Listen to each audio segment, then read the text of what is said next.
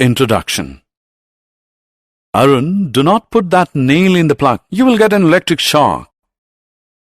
Why, teacher? It is a rusted nail and of no use to us.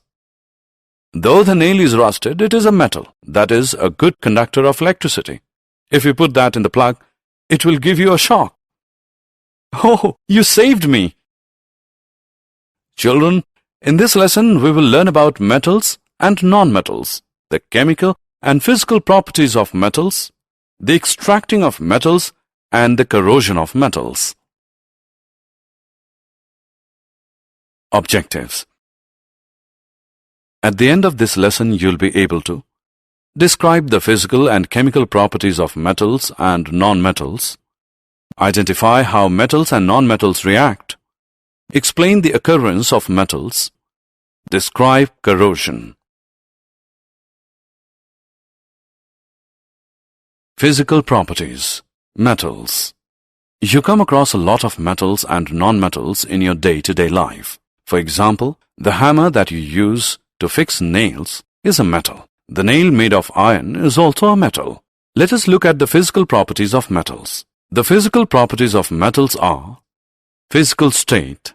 Metals are solid at room temperature. For example, iron, aluminium. Only mercury is liquid metal. Good conductors of heat and electricity. Metals are good conductors of electricity as they have free electrons. For example, silver and copper are the best conductors of heat and electricity, whereas lead is the poorest conductor of heat. Malleable. Metals can withstand hammering and be made into thin sheets known as foils. For example, iron is heated and then hammered into different forms, foils, shapes, etc. Ductile. Metals can be drawn into wires. For example, 100 gm of silver can be drawn into a thin wire of about 200 meters long. Luster. Metals reflect light from their shiny surface. They can also be polished. For example, gold, silver, and copper are metals with a shiny surface and can be polished. Physical properties. Non-metals. Let us now look at the physical properties of non-metals. Physical state. Non-metals exist in as solid, liquid, or gaseous in state at room temperature. Gas, oxygen, chlorine, fluorine. Liquid, bromine, and solid, carbon. Non-malleable and non-ductile. Non-metals are brittle and cannot be rolled into wires or beaten into sheets. Poor conductors of heat and electricity. Non-metals are poor conductors of heat and electricity. Graphite, carbon, is an exception as it is a good conductor of electricity and is used in making electrodes. Luster. Non-metals have no metallic luster and do not reflect light. Did you know? Metals are solid at room temperature. The only exception is mercury, which is liquid. Mercury, the liquid metal, conducts heat and electricity as well. It is very dense. Mercury is very poisonous.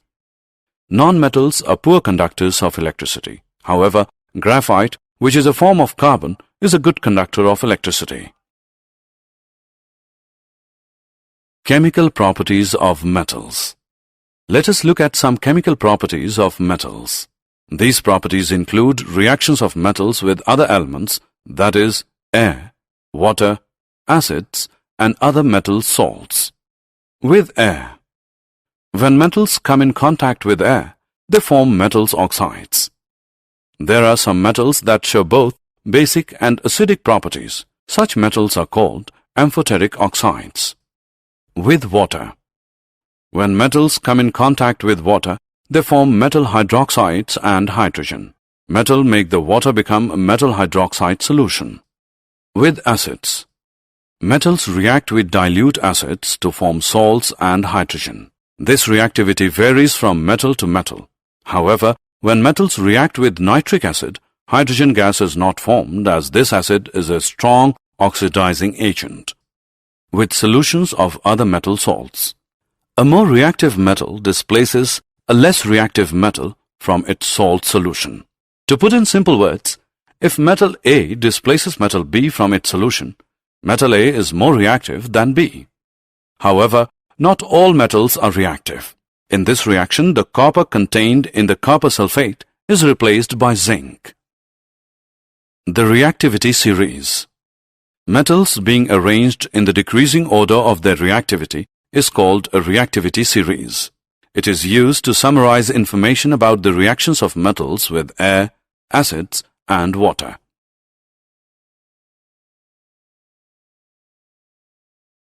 How do metals and nonmetals react? Metal atoms have 1 to 3 electrons in the outermost shell, whereas nonmetals atoms have 4 to 8 electrons in the outermost shell. Exception. 2 exceptions to this rule: hydrogen and helium. Metals that donate electrons gain positive charge equal to the number of electrons donated, and nonmetals gain electrons and negative charge equal to the number of electrons accepted.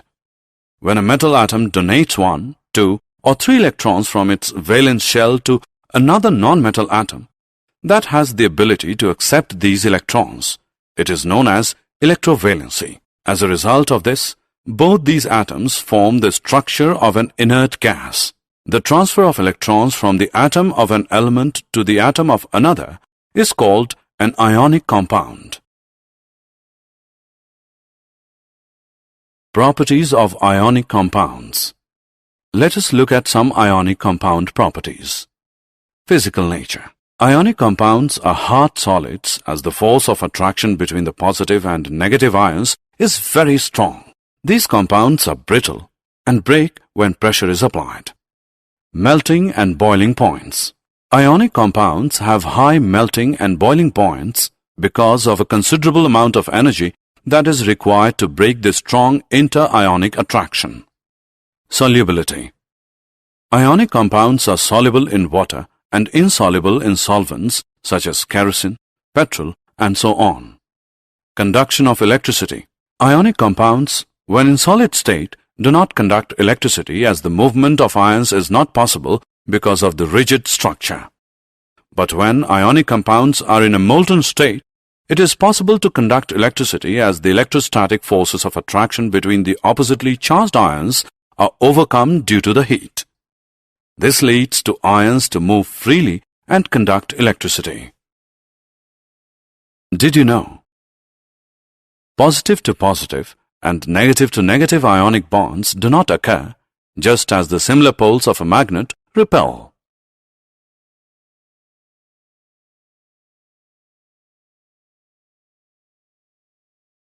Occurrence of metals. Extraction of metals and ores. Earth is the major source of metals. However, seawater also contains some soluble salts. Minerals are the elements or compounds which occur naturally in the Earth's crust. Sometimes minerals contain a very high percentage of a metal. This metal can be extracted from it. Such minerals are called ores. Ores are impure metals that contain a large amount of sand and rocky material. These impurities in the ore are called gangue. These impurities have to be removed from the ore before the metal is extracted. Once the impurities are removed, the ore is in a concentrated form. This concentration of the ore is also known as enrichment of ore. Extracting metals. After the metals are separate from their ores, they are classified based on their reactivity. The following are the various categories of metals grouped as per their reactivity. Extracting metals low in the activity series. Metals that low in the activity series are very unreactive. The oxides of these metals are reduced to metals by heating alone. Extracting metals in the middle of the activity series. The metals in the middle of the activity series are moderately reactive. These metals are usually present as sulfides or carbonates in nature. It is easier to obtain a metal from its oxide. Therefore, first these metals need to be converted to their oxides. The process used to convert sulfide ores by heating strongly in the presence of excess air is known as roasting. The process used to convert carbonate ores by heating strongly in limited air is known as calcination. Extracting metals towards the top of the activity series. The metals that are high up in the reactivity series are very reactive and cannot be obtained from their compounds by heating with carbon, as these metals have more affinity for oxygen than carbon. These metals are obtained by electrolytic reduction. Refining of metals. The metals produced by reduction processes are not pure. They still contain impurities, which must be removed to obtain pure metals. The most widely used method for refining impure metals is electrolytic refining. Many metals are refined electrolytically. The impure metal is made the anode, and a thin strip of pure metal is made of cathode.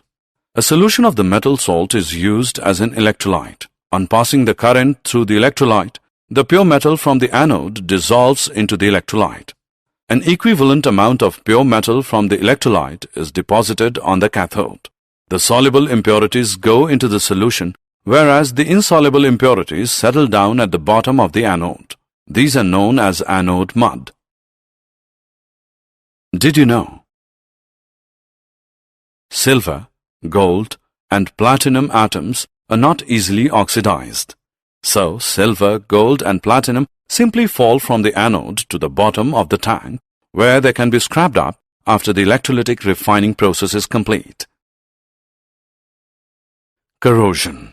Metals that are chemically active get corroded in the presence of a moist atmosphere. Corrosion is an oxidation reaction with atmospheric oxygen in the presence of water on the surface of a metal. For example, iron and aluminium corrode. However, non-reactive metals like gold, platinum, mercury do not corrode. There are three ways to prevent corrosion. Sacrificial protection, where the more reactive protecting metal is oxidized away, leaving the protected metal intact. Alloying, where metals are mixed with other metals to make non-rusting alloys. Galvanizing, where a metal is covered in thin zinc layer. This layer is produced by electrolytic deposition. Summary. Let us summarize what we have learned. Metals are good conductors of electricity, whereas non-metals are poor conductors of electricity. Metals react with air, water, and acids. Metals being arranged in the decreasing order of their reactivity is called a reactivity series. The transfer of electron from the atom of an element to the atom of another is called an ionic compound. Metals are extracted from ores. The most widely used method for refining impure metals is called electrolytic refining.